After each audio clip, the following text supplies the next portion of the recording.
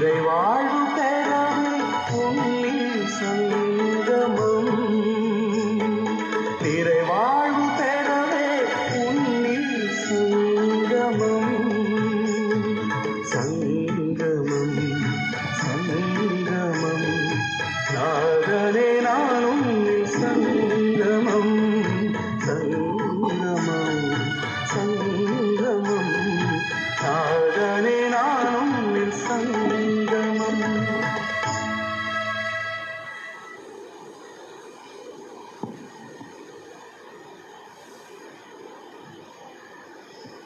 நீங்கள் திருமுழுக்கு பெற்றபோது அவரோடு அடக்கம் செய்யப்பட்டீர்கள்.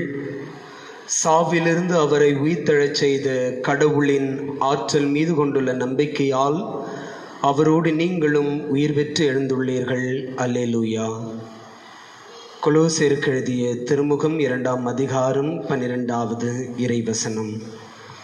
அன்புக்கினியவர்களே, இன்றைய தெய்வீக திருப்பலியில் தன்னுடைய பிறந்தநாளை கொண்டாடுகின்ற நம்முடைய மறை மாவட்டத்தினுடைய புனித பத்திரிசியார் பங்கினுடைய பங்கு பணியாளர் அருத்தந்தை ஷைலக் ஸ்டீஃபன் அவர்களுக்காகவும் 10வது ஆண்டு திருமண நாள் கொண்டாடி கடவுளுக்கு திருப்பலியை நன்றி திருப்பலியாய் ஒப்பு கொடுக்கின்ற சார்லஸ் செபாஸ்டின் ஜெயந்தி இவர்களுக்காகவும், திருமண நாளை கொண்டாடி 1வது ஆண்டினை சிறப்பிக்கின்ற பிரதீப் மற்றும் திருமதி பிரதீப் இவர்களுக்காகவும் இந்த திருப்பலியிலே நாம் சிறப்பாய் செபிப்போம். தூய மறு நிகழ்வுகளை நாம் கொண்டாடி செபிப்போம். தொடர்ந்து அன்புக்குரியவர்களே, இன்றைய திருப்பலியில் சிறப்பாக புலம்பெயர்ந்த மக்களுக்காக நாம் ஜெபிப்போம். குறிப்பாக நம்முடைய தேசத்தில் மாநிலம் விட்டு மாநிலம் பிழைப்பு தேடி வாழ்வாதாரம் தேடி சென்று தற்போது ஏற்பட்டிருக்கின்ற நெருக்கடியான சூழலில் தங்களுடைய வீடுகளுக்கு கால்நடையாக அல்லது மற்ற வாகன மூலமாக பயணங்களை மேற்கொள்ளுகின்ற புலம்பெயர்ந்த மக்களுக்காக இந்த திருப்பலியிலே நாம் செபிப்போம். தந்தை மகன் தூய ஆவியாரின் பெயராலே ஆமென். தந்தையாகிய கடவுளிடமிருந்தும் ஆண்டவராகிய இயேசு கிறிஸ்துவிடமிருந்தும் அருளும் அமைதியும் உங்கள் அனைவரோடும் இருப்பதாக. உம்மான்மாவோடும் இருப்பதாக. இயேசுவில் அன்புக்குரியவர்களே, பாஸ்கா காலத்தின் 5ஆம் வாரத்தின் சனிக்கிழமை. ஒவ்வொரு சனிக்கிழமையும் அன்னை மரியாளுக்கு ஒப்பு கொடுக்கப்பட்ட நாளாக இருக்கிறது. எனவே இன்றைய நாளிலும் நம்முடைய எல்லா கருத்துக்களையும் தேவைகளையும் அன்னை மரியாளுடைய வல்லமை மிகு பரிந்துரையில் வைத்து நாம் செபிப்போம். நான் குறிப்பிட்டது போல இன்றைய நாளிலே நாம் சிறப்பாக புலம்பெயர்ந்த மக்களுக்காக இந்த திருப்பலியிலே நாம் செபிப்போம். பல இன்னல்களுக்கு மத்தியில் தங்களுடைய சொந்த ஊர்களுக்கு கால்நடையாக பெரும்பாலானோர் நடக்கின்ற பட்சத்தில் அவர்கள் எதிர்கொள்ளுகின்ற சவால்கள், அவர்கள் எதிர்கொள்ளுகின்ற பயண நெருக்கடிகள் இவற்றையெல்லாம் கருத்தில் கொண்டு இவர்களுக்காக நாம் ஜெபிப்போம்.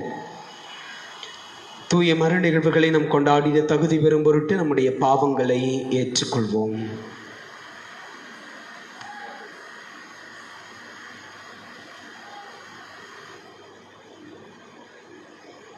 எல்லாம் உள்ள இறைவனிடமும் சகோதரர் சகோதரிகளே உங்களிடமும் நான் பாவியை ஏற்றுக்கொள்கிறேன். ஏனெனில் சிறையாலும் சொல்லாலும் செயலாலும் கடமையில் தவறியதாலும் பாவங்கள் பல செய்தேன். என் பாவமே என் பாவமே என் பெரும்பாவமே. ஆகையால் எப்பொழுதும் கனியான புனித மரியாதையும் வான தூதர் புனிதர் அனைவரையும் சகோதரர் சகோதரிகளே உங்களையும் நம் இறைவனாகிய ஆண்டவரிடம் எனக்காக வேண்டிக் கொண்டாடுகிறேன். எல்லாம் வல்ல இறைவன் நம் மீது இரக்கம் வைத்து நம் பாவங்களை மன்னித்து நம்மை நிலை வாழ்வுக்கு அழைத்துச் செல்வாராக. ஆமென். ஆண்டவரே இரக்கமாயிரும். ஆண்டவரே இரக்கமாயிரும். கிறிஸ்துவே இரக்கமாயிரும். கிறிஸ்துவே இரக்கமாயிரும். ஆண்டவரே இரக்கமாயிரும். ஆண்டவரே இரக்கமாயிரும். செபிப்போமாக. என்றும் உள்ள எல்லாம் உள்ள இறைவா, திருமுழுக்கின் புதுபிறப்பால் விண்ணக வாழ்வை எங்களுக்கு அளிக்க திருவுளமானீரே. அழியா தன்மைக்கு தகுதியுடையவர்கள் என நீர் ஏற்றுக்கொண்ட நாங்கள் உமது உதவியால் உமது மாட்சியின் நிறைவுக்கு வந்து சேர அருள் புரிவீராக. உம்மோடு தூய ஆவியாரின் ஒன்றிப்பில் இறைவனாய் என்னென்னும் வாழ்ந்து ஆட்சி செய்யும் எங்கள் ஆண்டவர் இயேசு கிறிஸ்து வழியாக மன்றாடுகிறோம். ஆமென்.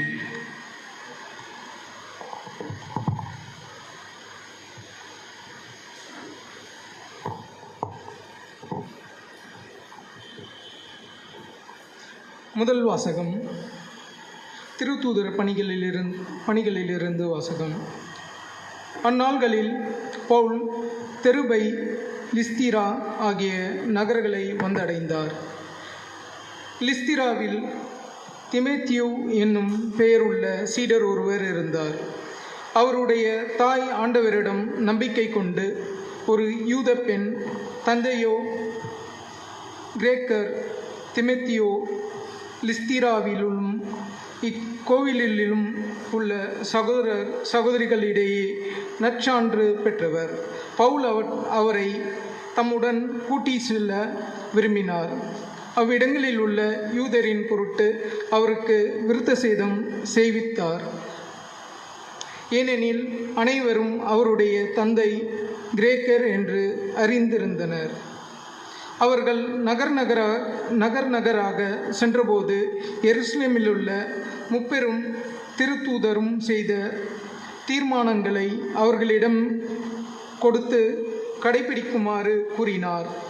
இவ்வாறு திருச்சபைகள் நம்பிக்கையில் உறுதி பெற்று நாளுக்கு நாள் எண்ணிக்கையில் பெருகி வந்தன. பின்பு ஆசியாவில் இறை வார்த்தையை அறிவிக்காதவாறு தூய ஆவியார் தடுக்கவே அவர்கள் பிரிகியே கலாத்திய பகுதிகளை கடந்து சென்றனர். அவர்கள் மிசியா அருகே வந்து பித்தினியாவுக்கு செல்ல முயன்றபோது இயேசுவின் ஆவியார் அவர்களை அங்கு போகவிடவில்லை. எனவே அவர்கள் மிசியா வழியாக சென்று துரோவா நகரை அடைந்தனர்.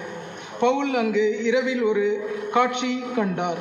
அதில் மாசிதோனியர் ஒருவர் வந்து நின்று, நீர் மாசிதோனியாவுக்கு வந்து எங்களுக்கு உதவி செய்யும் என்று வேண்டினார். இக்காட்சியை பவுல் கண்டதும், நாங்கள் மாசிதோனியருக்கு நற்செய்தி அறிவிக்க வேண்டும் என்று கடவுள் தீர்மானித்துள்ளார் என எண்ணி அங்கு செல்ல வழி தேடினோம். இது ஆண்டவர் வழங்கும் அருள்வாக்கு. இறைவனுக்கு நன்றி. பதிலுரை பாடல். அனைத்துலகோரே ஆண்டவரை ஆர்ப்பரித்து வாழ்த்துங்கள். அனைத்துலகோரே ஆண்டவரை ஆர்ப்பரித்து வாழ்த்துங்கள். அனைத்துலகோரே ஆண்டவரை ஆர்ப்பரித்து வாழ்த்துங்கள். ஆண்டவரை மகிழ்ச்சியுடன் வழிபடுங்கள். மகிழ்ச்சி நிறை பாடலுடன் அவர் திருமுன் வாருங்கள். பல்லவி. ஆர்ப்பரித்து வாழ்த்துங்கள். ஆண்டவரே கடவுள் என்று உணருங்கள். அவரே நம்மை படைத்தவர், நாம் அவர் மக்கள், அவர் மேய்க்கும் ஆடுகள். பல்லவி. ஆண்டவரை ஆர்ப்பரித்து வாழ்த்துங்கள். ஏனெனில் ஆண்டவர் நல்லவர், என்றும் உள்ளது அவர் தம் பேரன்பு. தலைமுறை தோறும் அவர் நம்பத்தக்கவர். பல்லவி. ஆண்டவரை ஆர்ப்பரித்து வாழ்த்துங்கள். அல்லேலூயா, அல்லேலூயா, அல்லேலூயா, அல்லேலூயா, அல்லேலூயா, அல்லேலூயா, அல்லேலூயா, அல்லேலூயா.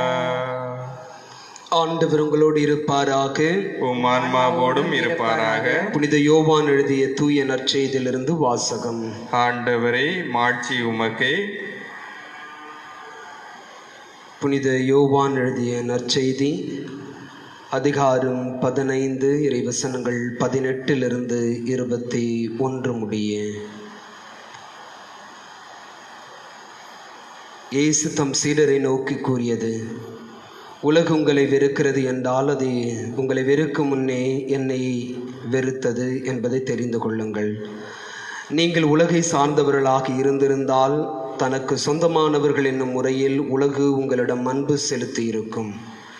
நான் உங்களை உலகிலிருந்து தேர்ந்தெடுத்து விட்டேன், நீங்கள் உலகை சார்ந்தவர்கள் அல்ல. எனவே உலகு உங்களை வெறுக்கிறது. பணியாளர் தலைவரை விட பெரியவர் அல்ல என்று நான் உங்களுக்கு கூறியதை நினைவில் வைத்துக் கொள்ளுங்கள். என்னை அவர்கள் துன்புறுத்தினார்கள் என்றால் உங்களையும் துன்புறுத்துவார்கள். என் வார்த்தையை கடைபிடித்திருந்தால் தானே உங்கள் வார்த்தையும் கடைபிடிப்பார்கள். என் பெயரின் பொருட்டு உங்களை இப்படியெல்லாம் நடத்துவார்கள், ஏனெனில் என்னை அனுப்பியவரை அவர்கள் அறிந்து கொள்ளவில்லை. இது ஆண்டவரின் அருள்வாக்கு. கிறிஸ்துவே உமக்கு புகழ்.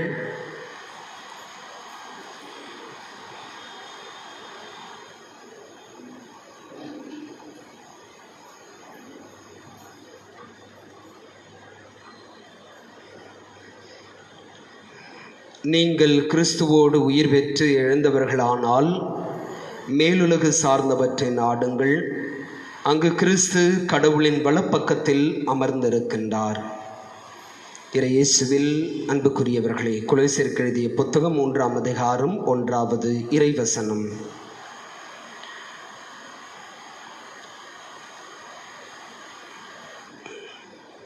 ஒருவேளை நான் கருதுகிறேன், கடந்த மார்ச் மாதம் 22ஆம் தேதி முதல் 144 தடை உத்தரவு பிறப்பிக்கப்பட்ட நாள் முதல் நாம் எல்லாரும் வீட்டிற்குள்ளேயே முடங்கி கிடக்கிறோம் என்று. இந்த வீட்டிற்குள் முடங்கி கிடக்கின்ற இந்த வேளையில் நிச்சயமாய் வெளி உலகில் என்ன நடக்கிறது என்பதை குறித்து ஒருவேளை நம்மில் பலர் கண்டுகொள்ளாமல் இருக்கலாம், அல்லது வெளியில் எது நடந்தால் எனக்கென்ன என்கின்ற மனநிலையில் இருக்கலாம், அல்லது நானும் என் குடும்பத்தாரும் பாதுகாப்பாய் இருந்தால் போதுமானது, வெளியில் உலகம் எப்படி இருக்கிறது என்பதை குறித்த கவலை எனக்கு ஏன் என்கின்ற நிலையில் இருக்கலாம்.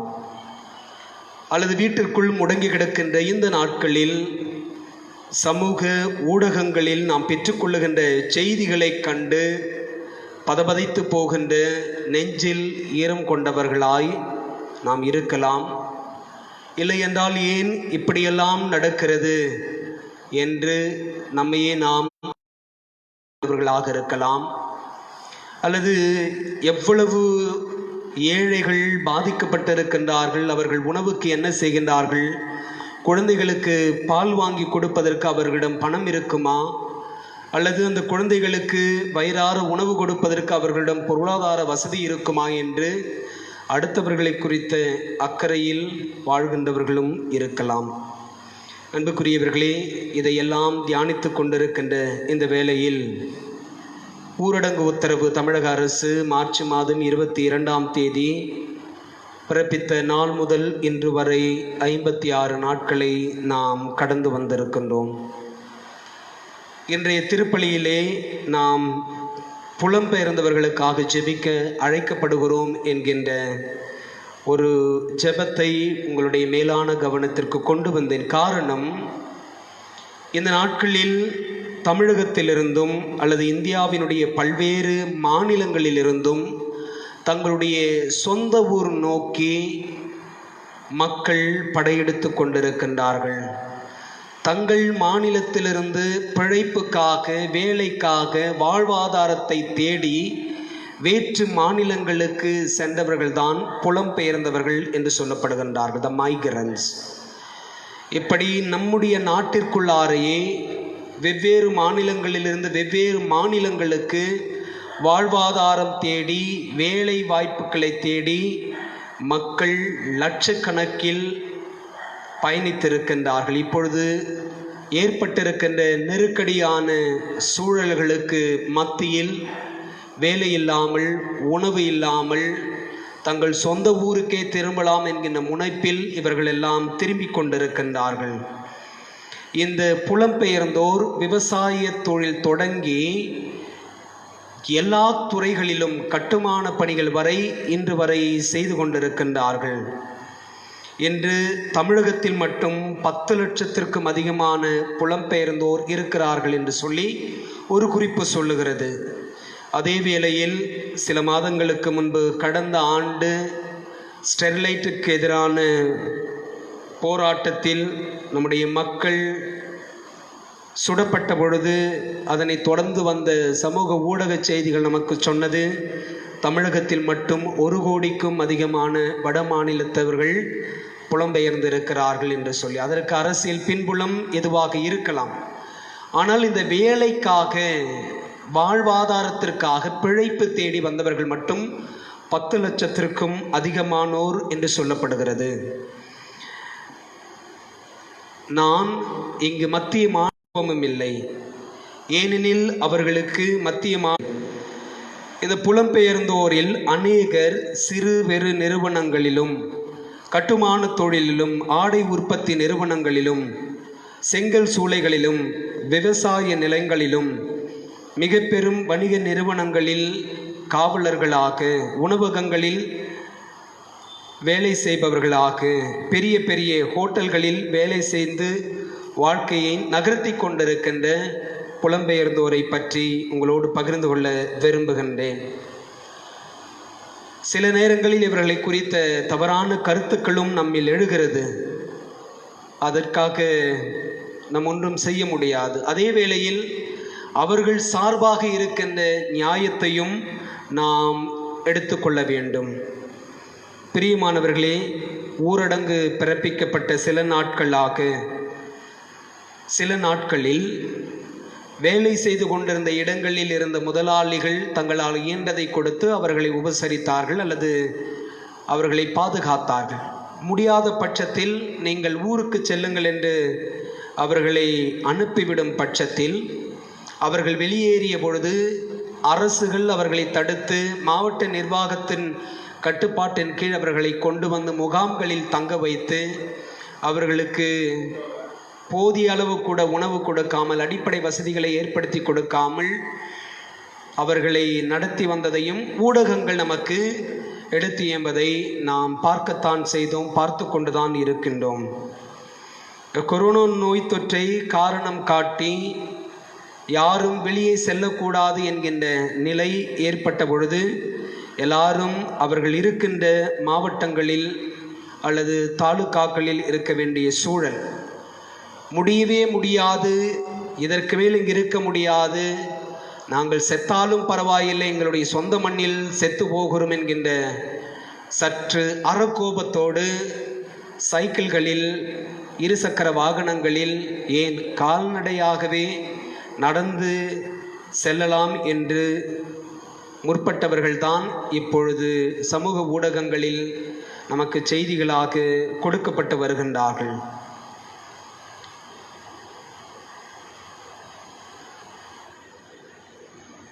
உலகிலேயே மிக நீண்ட ரயில்வே நெட்வொர்க் கொண்ட நாடு இந்தியா என்று சொல்லப்படுகிறது. ரயில்வே துறை மூலமாக பல ஆயிரம் கோடி வருமானம் ஆண்டொன்றுக்கு கிடைக்கிறது என்றும் சொல்லப்படுகிறது.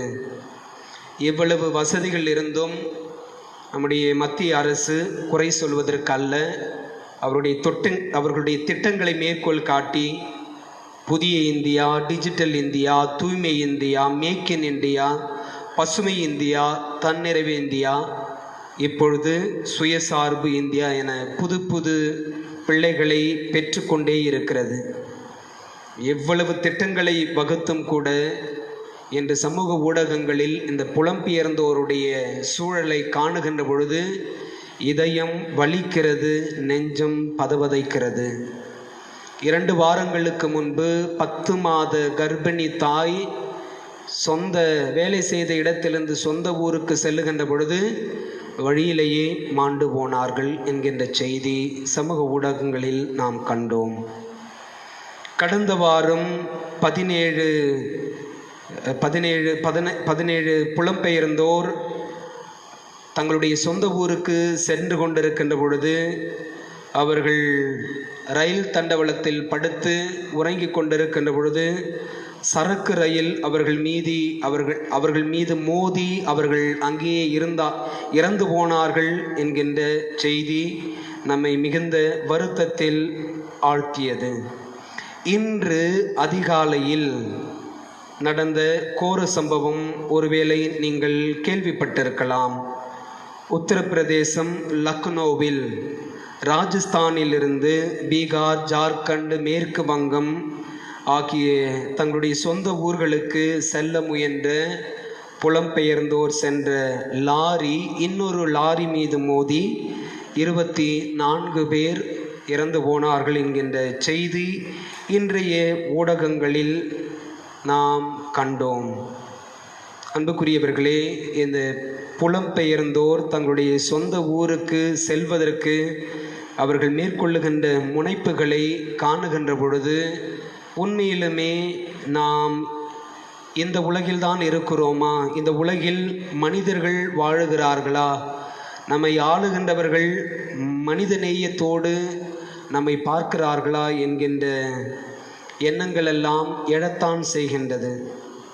ஆளுகின்ற மத்திய அரசு நமக்கு கிடைக்கப்பட்ட தகவல்களின் அடிப்படையில் ஒவ்வொரு இந்தியனுக்கும் வங்கி கணக்கில் 15 லட்சம் போடப்படும். ஒவ்வொரு ஆண்டும் 2 கோடி வேலை வாய்ப்புகள் உருவாக்கப்படும். விவசாயிகளுடைய வருமானம் இரட்டிப்பாக்கப்படும். 100 ஸ்மார்ட் நகரங்கள் உருவாக்கப்படும். கருப்பு பணம் ஒழிக்கப்படும். தீவிரவாதம் வேறறுக்கப்படும். புல்லட் ட்ரெயின் விடப்படும். மேக் இன் இந்தியா என்கின்ற புதிய திட்டம் மூலம் இந்தியா புதிய பொருளாதார முன்னேற்றத்தை அடையும். 5 ட்ரில்லியன் பொருளாதார வளர்ச்சி நடைபெறும் என்றெல்லாம் வாய்க்கிழிய பேசினார்கள். அந்த வரிசையில் தான் இப்பொழுது 20 லட்சம் கோடி என்று சொல்லி நம்முடைய மத்திய நிதி அமைச்சர் பேசி கொண்டிருக்கின்றார். அன்புக்குரியவர்களே, இந்த நாட்களில் நாம் கண்டது என்ன? இஎம்ஐ வீட்டு வாடகை தள்ளுபடி கிடையாது. மின்சாரம் தள்ளுபடி கிடையாது. சிறு குறு நிறுவனங்களுக்கான கடன் தள்ளுபடி கிடையாது. 1000 ரூபாய் கொடுத்து மதுக்கடைகளை திறந்து திரும்ப அதை பெற்றுக்கொண்டதை தவிர தமிழகத்தில் மக்கள் பெற்றுக்கொண்ட உதவி ஒன்றுமே கிடையாது. இந்த லட்சணத்தில் 20 லட்சம் கோடி யாருக்கென்று தெரியவில்லை. இதையெல்லாம் ஏன் இங்கு குறிப்பிடுகிறேன் என்று சொன்னால், ஒருவேளை நாம் வீட்டுக்குள்ளாரையே முடங்கி கிடக்கிறோம் என்று சொன்னால் இவைகளை குறித்த செய்தியை நாம் அறிந்து கொள்வது மிக முக்கியமானது. இந்த நாட்களில் இன்று காலையில் கூட நம்முடைய சென்னையினுடைய புறநகர் பகுதியான கும்மிடிப்பூண்டியிலிருந்து ஆந்திரா வழியாக தங்களுடைய சொந்த மாநிலங்களுக்கு செல்லுகின்ற மக்களை குறித்த சிறப்பு செய்தி தொகுப்பை கண்டபொழுது உண்மையிலுமே எனக்கு கண்ணீர் வந்தது. நிறைய தாய்மார்கள் 2 குழந்தைகளை, ஒரு குழந்தை ஒரு தோளிலும் இன்னொரு குழந்தை இன்னொரு தோளிலும் சுமந்து கொண்டு கத்திரி வெயிலில் தங்களுடைய உடைமைகளோடு கோர வெயிலில் செல்லுவது, இந்த குழந்தைகளை தங்களுடைய ட்ராலி சூட்கேஸ் மீது வைத்து இழுத்து செல்லுவது,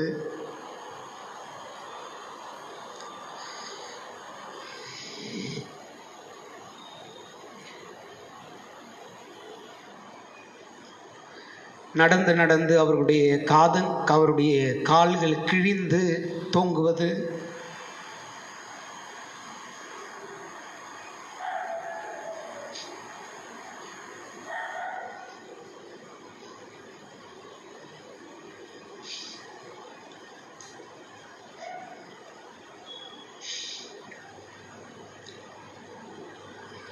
இந்த பின்னணியில் இன்றைய இறைவார்த்தை வழிபாடு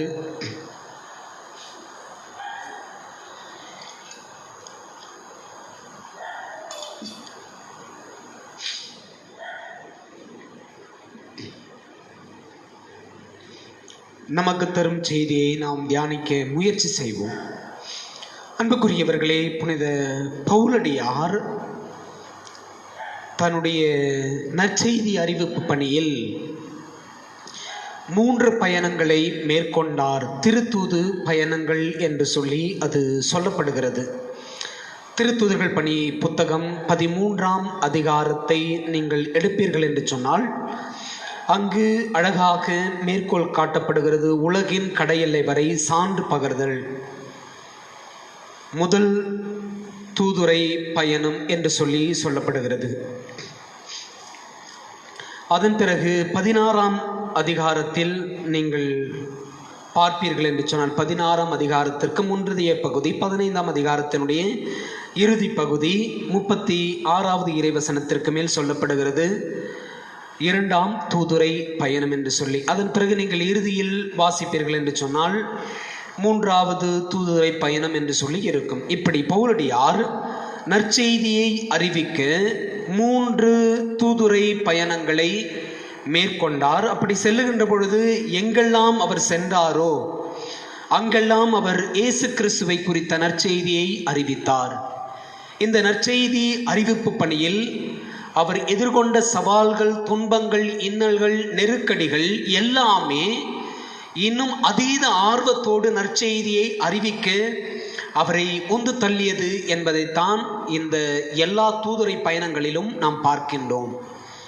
அவர் நற்செய்தி அறிவித்த இடங்களில் மக்களால் அவர்களுக்கு ஏற்பட்ட எதிர்ப்பு, அல்லது மக்களிடமிருந்து அவர்கள் பெற்றுக்கொண்ட இன்னல்கள், அல்லது அவர்கள் மேற்கொண்ட பயணங்களில் பாதை வழியாக, கடல் வழியாக ஏற்பட்ட சவால்கள், இவைகளில் எல்லாம் கூட பவுலடியார் நற்செய்தி அறிவிப்பதை மிக முக்கிய பணியாக கொண்டிருந்தார். அன்புக்குரியவர்களே, இந்த புலம்பெயர்ந்தோர் இப்பொழுது மேற்கொண்டிருக்கின்ற இந்த வீடு நோக்கிய, சொந்த ஊர் நோக்கிய பயணத்தில் நிறைய நல்ல மனிதர்களையும் நாம் சந்திக்க முடிகிறது. குறிப்பாக நான் இப்பொழுது குறிப்பிட்ட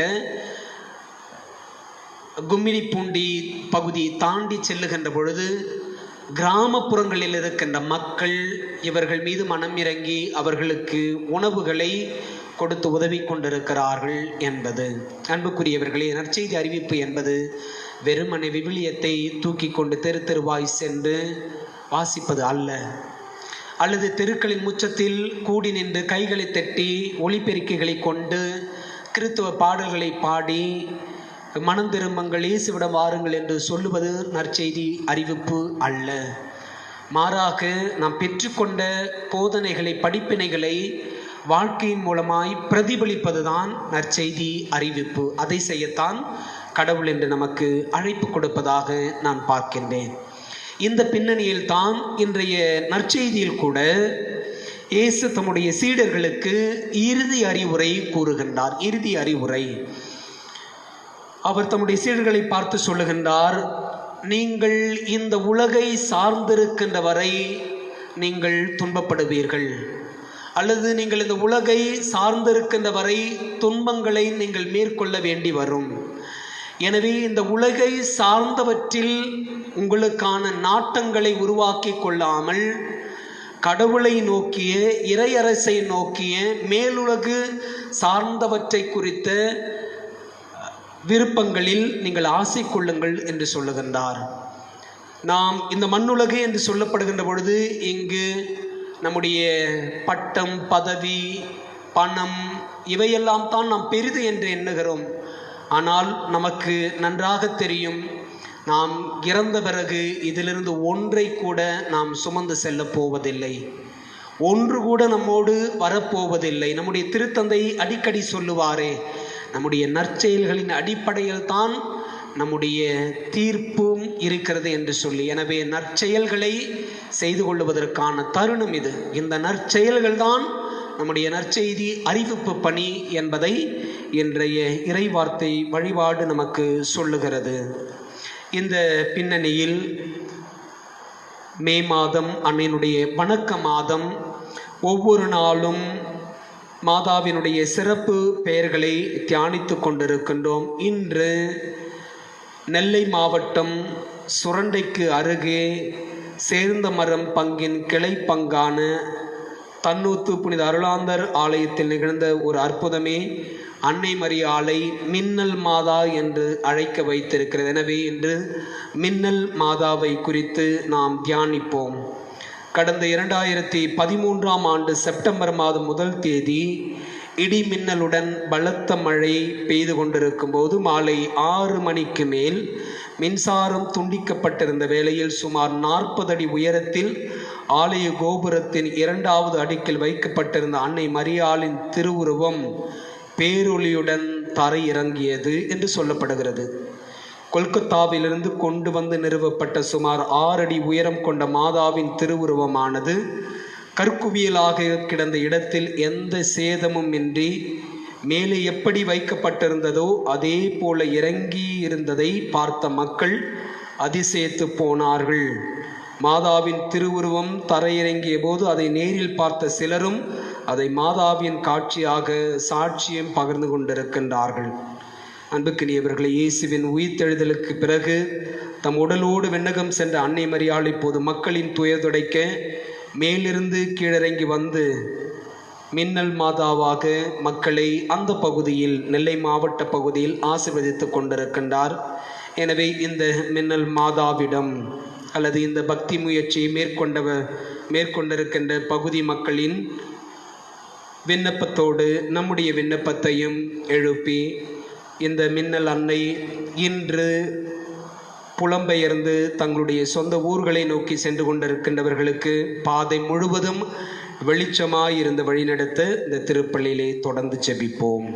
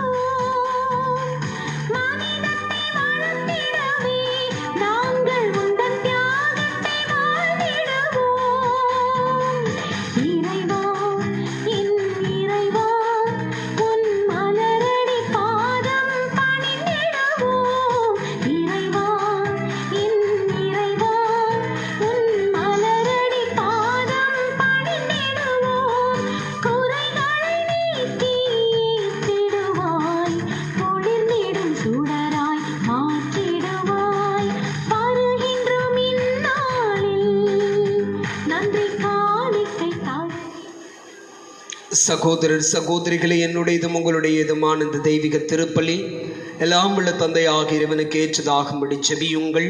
ஆண்டவர் தமது பெயரின் புகழ்ச்சிக்காகவும் ஆட்சிக்காகவும் நமது நன்மைக்காகவும் புனித திரு அவை அனைத்தின் நலனுக்காகவும் உமது கையிலிருந்து இப்பலியை ஏற்றுக்கொள்வாராக.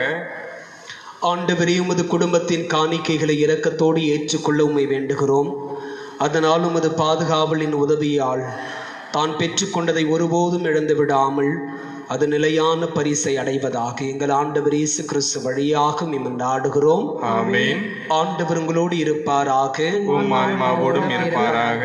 இதயங்களை மேலே எழுப்புங்கள். ஆண்டவரிடம் எழுப்பியுள்ளோம். நம் இறைவனாகிய ஆண்டவருக்கு நன்றி கூறுவோம். அதே தகுதியும் நீதியும் ஆனது. ஆண்டவரே, எக்காலத்திலும் உம்மை புகழ்ந்துரைப்பதும் எல்லாவற்றுக்கும் மேலாக எங்கள் பாஸ்காவாகி கிறிஸ்து உயிர்த்த இச்சிறப்பான காலத்தில் உம்மை இன்னும் மிகுதியாக வாழ்த்தி போற்றுவது மெய்யாகவே தகுதியும் நீதியுமாகும், எங்கள் கடமையும் மீட்புக்குரிய செயலும் ஆகும். கிறிஸ்து தம் திருவுடலை ஒப்புக் கொடுத்து சிலுவையின் மெய்யான பலியில் முற்கால பலிகள் நிறைவு பெறச் செய்தருளினார்.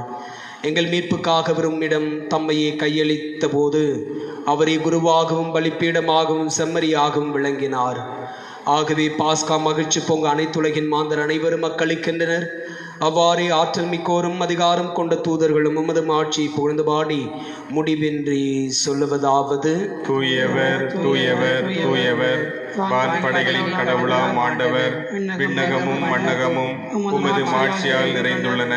உன்னதங்களிலே ஓசானா. ஆண்டவர் பெயரால் வருகிறவர் ஆசி பெற்றவர். உன்னதங்களிலே ஓசானா. ஆண்டவரை நிர்மெய்யாகவே தூயவர், தூய்மை அனைத்திற்கும் ஊற்று.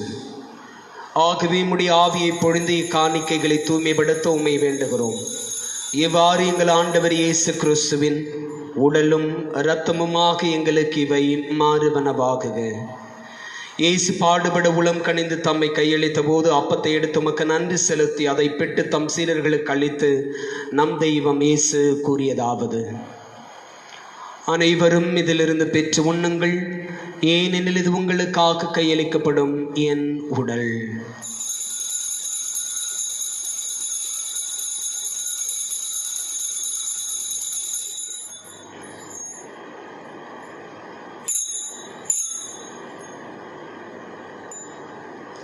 அவ்வண்ணமே இரவு விருந்தை அருந்திய பின் கிண்ணத்தையும் எடுத்து மீண்டும் உமக்கு நன்றி கூறி தம் சீடர்களுக்கு அளித்த நம் தெய்வம் இயேசு கூறியதாவது: அனைவரும் இதிலிருந்து பெற்று பருகுங்கள், ஏனெனில் இது புதிய நிலையான உடன்படிக்கைக்கு உரிய என் இரத்தத்தின் கிண்ணம். இது பாவ மன்னிப்புக்கென்று உங்களுக்காகவும் பலருக்காகவும் சிந்தப்படும். இதை என் நினைவாக செய்யுங்கள்.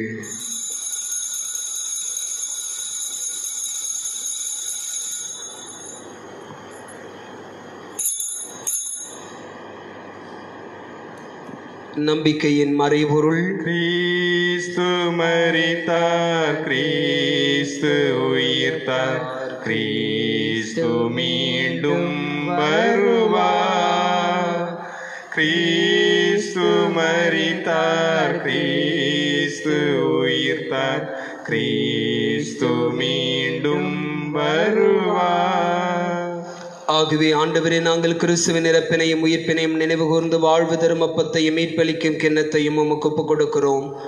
உம் திருமணின்று ஊழியம் புரிய தகுந்தவர்களை எங்களை ஏற்றுக்கொண்டீர். எனவே எமக்கு நன்றி செலுத்துகிறோம். மேலும் கிறிஸ்துவின் உடலிலும் இரத்தத்திலும் பங்கு கொள்ளும் எங்களை தூய ஆவியார் ஒன்று சேர்க்க வேண்டும் என உம்மை தாழ்மையுடன் மன்றாடுகிறோம். ஆண்டவரை, உலகெங்கும் பரவி இருக்கும் அது திரு அவை நினைவு கூர்ந்தருளும். எங்கள் திருத்தந்தை பிரான்சிஸ், எங்கள் அன்பு ஆயர் நீதிநாதன், எல்லா திருநிலையினராகிய அனைவரோடும் உமது திரு அவை அன்பில் நிறைவு பெறச் செய்தருளும். மேலும் உயிர்த்தெழும் எதிர்நோக்குடன் துயில் கொள்ளும் எங்கள் சகோதரர் சகோதரிகளையும் இறந்தோர் அனைவரையும் இரக்கத்துடன் நினைவு கூர்ந்தும் அது திருமுக ஒளியின் உள்ளே ஏற்றருளும். எங்கள் எல்லார் மீதும் இரக்கமாயிரும்.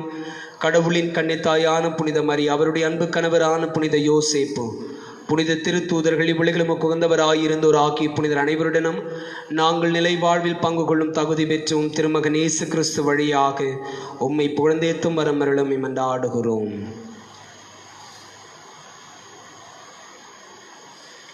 இவர் வழியாக இவரோடு இவரில் எல்லாம் உள்ள இறைவனாகிய தந்தையே, தூய ஆவியாரின் ஒன்றிப்பில் எல்லா புகழும் ஆட்சியும் என்று நமக்கு உரியதே.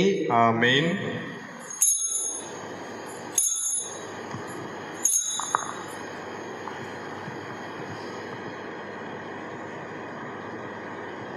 விண்ணுலகில் இருக்கிற எங்கள் தந்தையே, உமது பெயர் தூயதென போற்ற பெறுக. உமது ஆட்சி வருக. உமது திருவுளம் விண்ணுலகில் நிறைவேறுவது போல மண்ணுலகிலும் நிறைவேறுக. எங்கள் அன்றாட உணவை இன்று எங்களுக்கு தாரும். எங்களுக்கு எதிராக குற்றம் செய்வோரை நாங்கள் மன்னிப்பது போல எங்கள் குற்றங்களை மன்னியும். எங்களை சோதனைக்கு உட்படுத்தாதேயும், தீமையிலிருந்து எங்களை விடுவித்தருளும். ஆண்டவரே, தீமை அனைத்திலும் இருந்தும் எங்களை விடுவித்து எங்கள் வாழ்நாளில் அமைதியை கனிவுடன் அருளும் என்றாடுகிறோம். முது இரக்கத்தின் உதவியால் நாங்கள் பாவத்திலிருந்து எப்போதும் விடுதலை பெற்று யாதொரு கலக்கமுமின்றி நலமாயிருப்போமாக. நாங்கள் எதிர்நோக்கி இருக்கும் பேரின்பத்திற்காகவும் எமைப்பராகிய இயேசு கிறிஸ்துவின் வருகைக்காகவும் காத்திருக்கின்றோம். ஏனெனில் ஆட்சியும் வல்லமையும் மாட்சியும் என்றென்றும் உமதே. ஆண்டவர் இயேசு கிறிஸ்துவை அமைதி உங்களுக்கு விட்டு செல்கிறேன், என் அமைதியையே உங்களுக்கு அளிக்கிறேன் என்றும் திருத்தூதர்களுக்கு மொழிந்தீரே. எங்கள் பாவங்களை பாராமல் முது திரு அவை நம்பிக்கையை கண்ணோக்கி முது திருவுளத்திற்கு ஏற்பதற்கு அமைதி ஒற்றுமையும் அளித்தருள்வீராக. என்றென்னும் வாழ்ந்து ஆட்சி செய்கிறவர் நீரே. ஆமென். ஆண்டவருடைய அமைதி உங்களோடு என்னும் இருப்பதாக, உம் ஆன்மாவோடும் இருப்பதாக. ஒருவருக்கொருவர் ஆண்டவர் தருகின்ற அமைதியை பகிர்ந்து கொள்வோம். உலகின் பாவங்களை போக்கும் இறைவன் செம்மறியே, எங்கள் மேல் இரக்கமாயிரும். உலகின் பாவங்களை போக்கும் இறைவன் செம்மறியே, எங்கள் மேல் இரக்கமாயிரும். உலகின் பாவங்களை போக்கும் இறைவன் செம்மறியே, எங்களுக்கு அமைதியை அளித்தருளும்.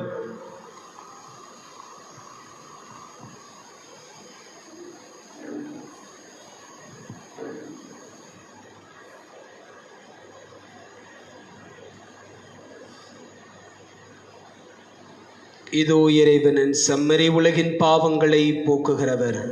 இயேசுவின் திருவிருந்து அழைப்பு பெற்றிருக்கிற நாம் எல்லாருமே பேறு பெற்றோர். ஆண்டவரே, நீர் என் இல்லத்தில் எழுந்தருள நான் தகுதியற்றவன். ஆனால் ஒரு வார்த்தை மட்டும் சொல்லியருளும், எனது ஆன்மா நலமடையும்.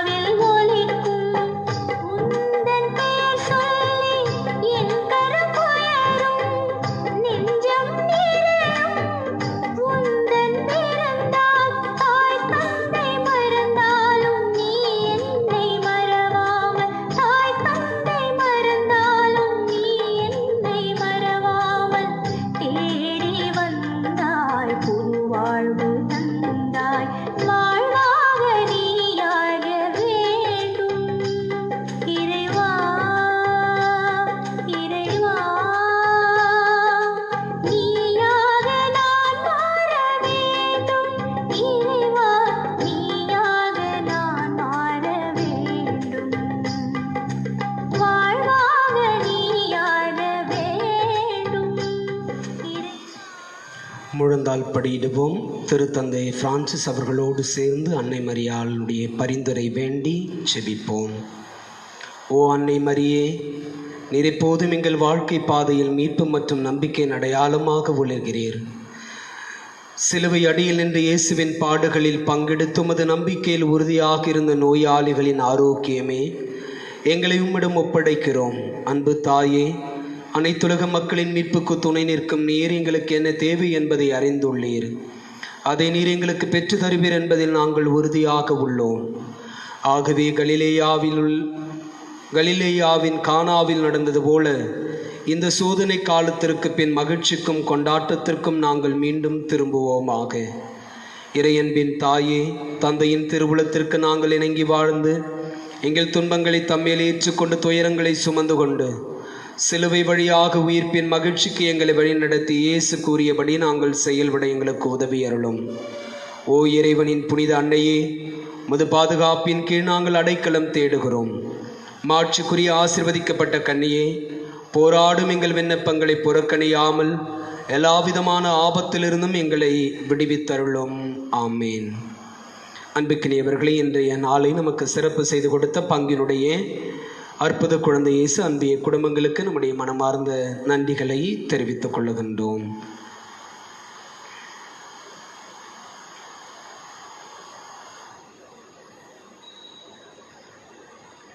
நன்றியோடு மன்றாடுவோமாக.